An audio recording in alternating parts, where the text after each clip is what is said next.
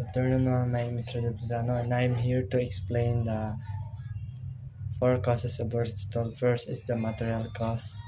The material cause is something is made of.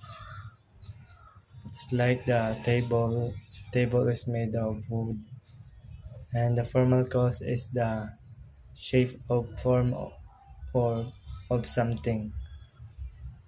Just like maghimo kag kuan na yung mga shape na himo kag lamisan na shape na yung kuan pinaoblong unsa ba shape. Efficient cause is the agent process that brings something about.